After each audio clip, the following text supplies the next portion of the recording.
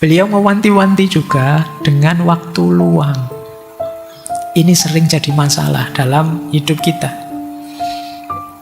Kata beliau begini, kita tidak akan merasakan jejak-jejak kecemasan saat kita sedang sibuk bekerja.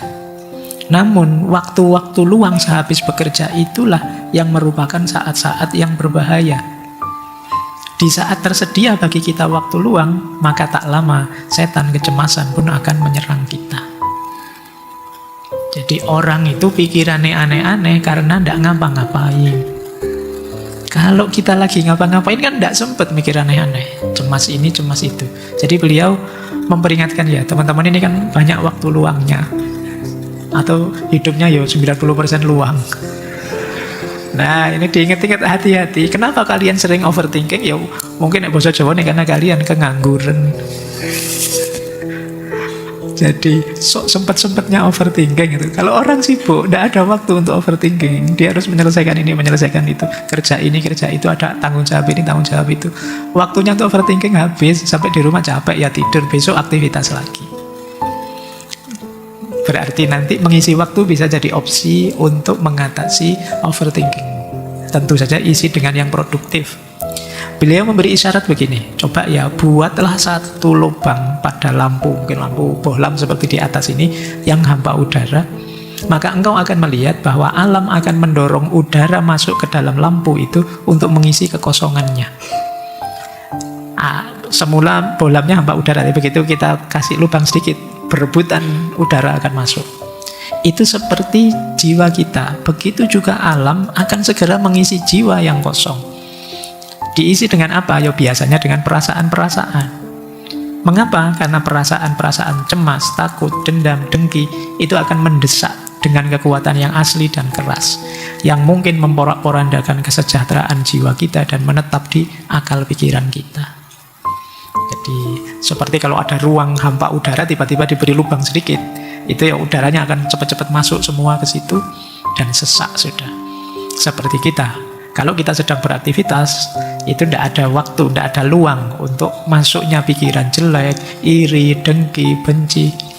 Tapi kalau kita banyak tidak ngapa-ngapainnya, kemungkinan muncul hal-hal yang mencemaskan, hal-hal yang menggelisahkan kita, hal-hal yang itu bisa dicek ya, pikiran-pikiran jelek kita itu biasanya munculnya ya karena kita tidak ada kesibukan yang lebih penting dari itu. Tiba-tiba mikir apa, kadang ya menghayal aneh-aneh, kadang ya, nah itu karena kita tidak ngapa-ngapain. Nah mulai besok ya bikin jadwal agak ketat biar tidak overthinking. Yang produktif lah, yang tidak harus gadget lah. Apa gitu, mungkin nanam-nanam apa memelihara apa bantu-bantu teman bersih-bersih kamar kos, ya tidak apa-apa. Paling tidak kan ada aktivitas. Jadi bahayanya waktu luang. Apalagi sesama yang punya waktu luang terus ketemu. Wah itu ngobrolannya habis ke timur, ke utara, ke barat, ke selatan itu terus ini kita tadi ngobrol apa ya tidak jelas semua. Itu kita mesti hasilnya begitu. Jadi ayo beliau mengingatkan kita bahayanya waktu luang. Lanjut. Ini juga sering jadi masalah kita. Hal-hal kecil yang kita beri porsi terlalu besar sering mengganggu perbaikan diri kita. Di buku itu saya kutipkan cerita, ini seorang admiral dari Amerika, dia terkenal penjelajah kutub, khususnya kutub selatan. Beliau diceritakan, jadi beliau menulis buku tentang pengalaman waktu menjelajah kutub selatan. Jadi beliau melihat anak buahnya, orang-orang di sekelilingnya itu padahal di suhu yang sangat dingin yang mengancam nyawa, itu sering disibukkan oleh hal kecil daripada mikir gimana caranya biar selamat tidak mati. Jadi ceritanya Admiral Byrd ini, jadi suhu di kutub selatan itu 80 derajat di bawah nol. Jadi salah kostum innalillahi sudah, salah ruang innalillahi.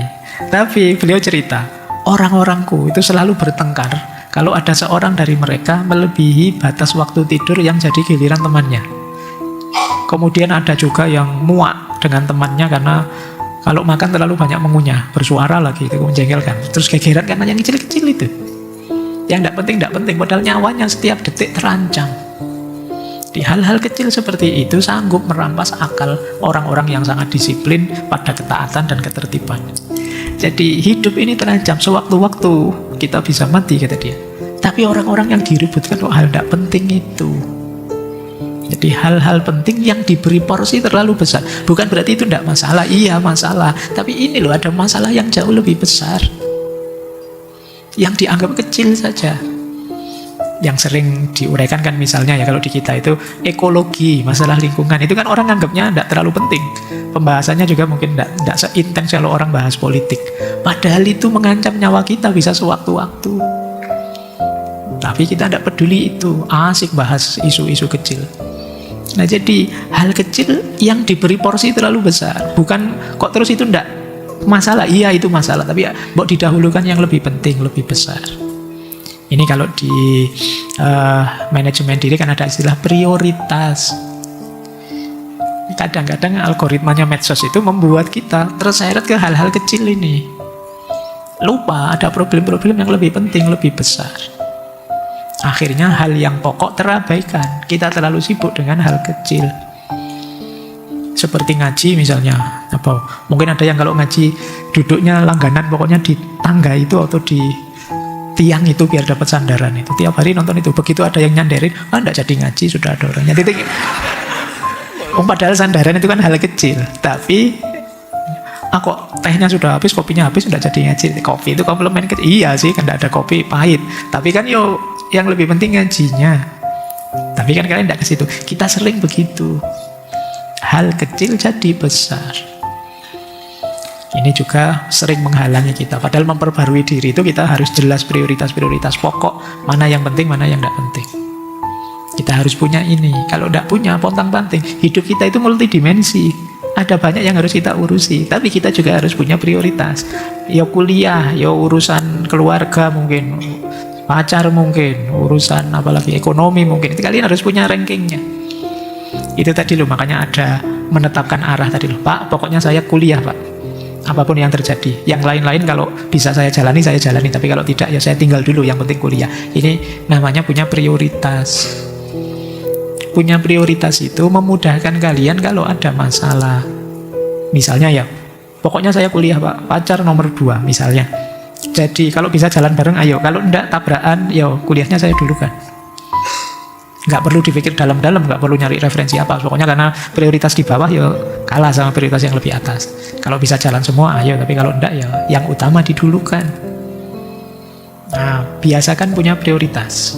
Biar kalian enggak capek semuanya harus dipikir detail. Kalau punya prioritas lebih enak. Pokoknya saya nomor 1 pacar Pak, kuliah nomor 2, nomor 3. Jadi kalau pacar saya ngambek ya saya bolos kuliahnya misalnya. Nah kalau bisa, kalau kalian kayak gini, yo itulah dengan segala risiko hidupmu. Kalau kamu memutuskan begitu, siap-siap menanggungnya. Tapi yang jelas meringankanmu punya prioritas itu. Urusanmu banyak saya tahu, yang harus kamu openi ya banyak. Tapi ketika punya prioritas lebih mudah.